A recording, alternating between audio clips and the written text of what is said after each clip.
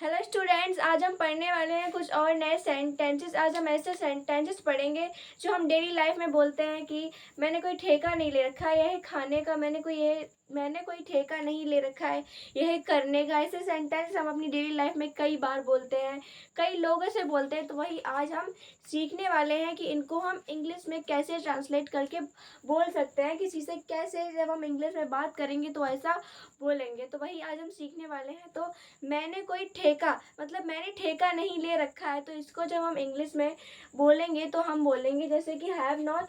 यहाँ अगला है, ये दो दिए हुए हैं स्ट्रक्चर, पहला has not taken contract and अगला हैव नॉट टेकन कॉन्ट्रैक्ट।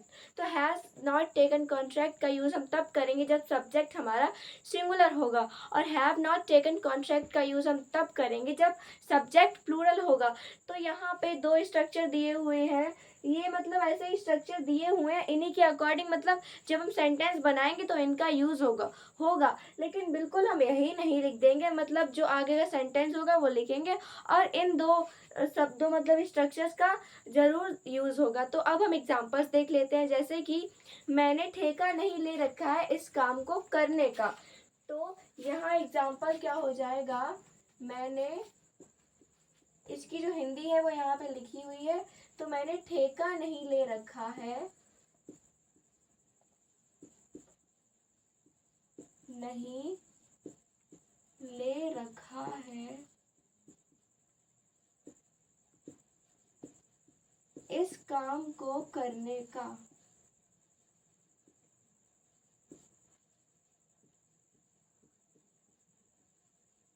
तो इसका इंग्लिश ट्रांसलेशन क्या हो जाएगा, I have not taken contract to do this work. I have not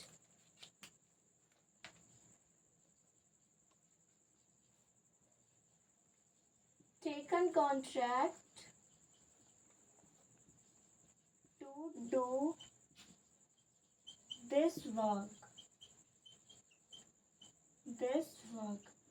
तो ये हो गया इसका इंग्लिश ट्रांसलेशन। तो अगला एग्जाम्पल हम देख सकते हैं, जैसे कि उन्होंने कोई ठेका नहीं ले रखा है हमें यह बताने का।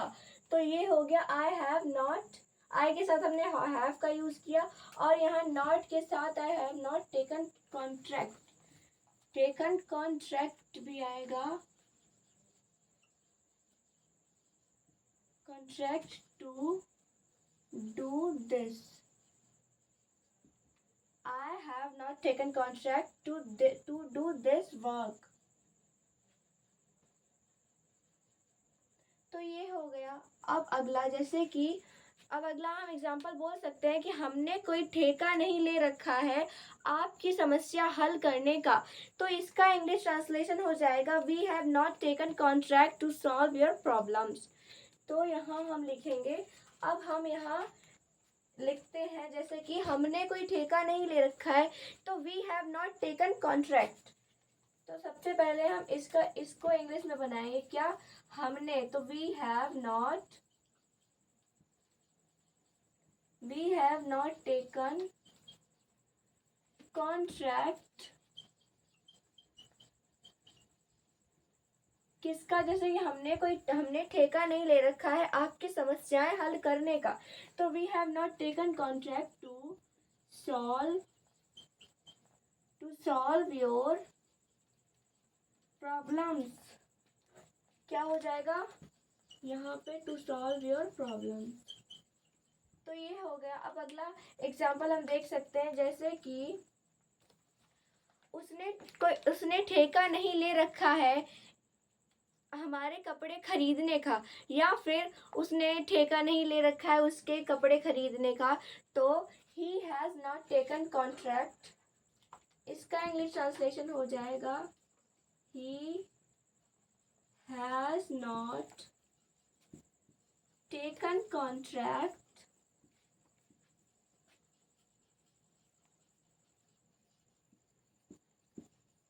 To buy her clothes.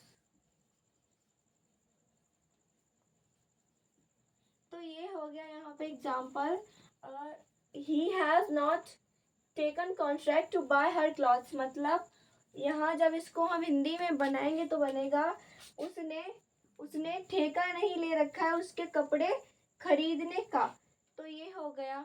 अब अगला एग्जाम्पल देख सकते हैं, जैसे कि अगला एग्जाम्पल हम बोलना चाहें कि उसने उसने ठेका नहीं ले रखा है गरीबों की मदद करने का। तो she has not taken contract to help help poor. तो यहाँ she has not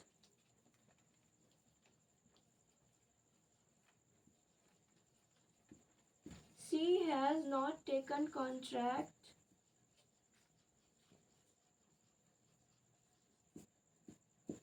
to help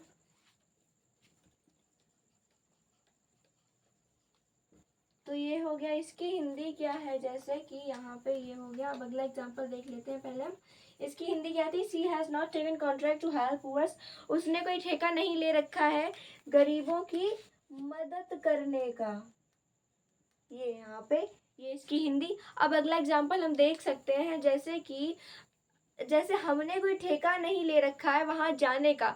तो we have not taken contract to go there. तो ये हो गया, we have not taken contract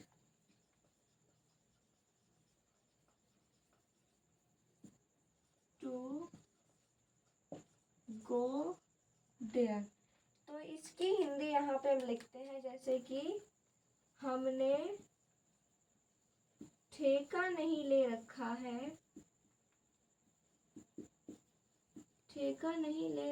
है वहाँ जाने का। तो ये हो गया इसका इंग्लिश ट्रांसलेशन। तो ये बस यही होता है हैव नॉट टेकन कॉन्ट्रैक्ट और हैव नॉट टेकन कॉन्ट्रैक्ट का यूज़। तो जब हम ऐसे सेंटेंसेस बोलेंगे तो हम has not taken contract and have not taken contract का यूज़ करेंगे। तो एक बार हम फिर से इन एग्जांपल्स को रिवाइज कर लेते हैं। तो यहाँ पे ये एग्जांपल दिया हुआ है, मैंने ठेका नहीं ले रखा है इस काम को करने का। तो क्या हो जाएगा, I have not taken contract to do this work. सबसे पहले क्या होता है, आई हैव नॉट मतलब जो भी मैंने, यहाँ पे मैंने होगा, मैंने ठेका नहीं ले रखा है। तो आई हैव नॉट टेकन कॉन्ट्रैक्ट। तो जो भी होता है आई हैव नॉट मतलब आई दे कुछ भी हो तो पहले यही वाला बनेगा। अगर ही सी होगा तो हैज नॉट का यूज़ करेंगे, हम इस वाले स्ट्रक्चर का यूज़ करेंगे। अगर मतलब सब्जेक्ट्स प्लूरल होगा तो सेकंड वाले का यूज़ करेंगे। तो सबसे पहले हम यही लिखेंगे। उसके बाद आगे हमें जो करना है मतलब कपड़े खरीदने का या फिर उससे बोलने का, बात करने का, कुछ बताने का, तो वो हम बाद में लिखेंगे। तो उसके बाद हम टू लगाएंगे, फिर वर्ब की फर्स्ट फॉर्म लगाएंगे, उसके बाद अदर वर्ड मतलब अदर वर्ड लिखेंगे। तो बस यही होता है इन मतलब सेंटेंसेस का स्ट्रक्चर। तो यहाँ पे अगला यहाँ एक सेंटेंस है, we have not taken contract to solve your problems. तो यहाँ पे क्या हुआ, टू आया, उसके बाद वर्ब के फर्स्ट फॉर्म का यूज़ किया, फिर योर प्रॉब्लम्स मतलब अदर वर्ड, यहाँ पे योर प्रॉब्लम्स और वी हैव नॉट ये आ गया पहले। तो इसकी हिंदी जैसे कि हमने कोई ठेका नहीं ले रखा है आपकी समस्याएं हल करने का। तो ये हो गया। अब अगला, he has not taken contract to buy her clothes मतलब उसके कपड़े खरीदने का। उसने कोई ठेका नहीं ले रखा है उसके कपड़े खरीदने का।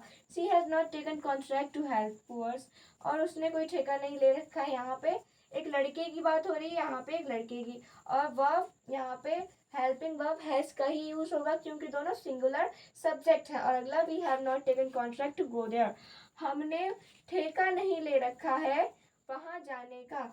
तो ये हो गया इसका इंग्लिश ट्रांसलेशन। तो बस यही होता है हैज़ नॉट, यहाँ पे has not taken contract and अगला हैव नॉट टेकन कॉन्ट्रैक्ट का यूज़। तो अब हम मिलते हैं नेक्स्ट वीडियो में कुछ ऐसे ही सेंटेंसेस के साथ। तब तक के लिए धन्यवाद।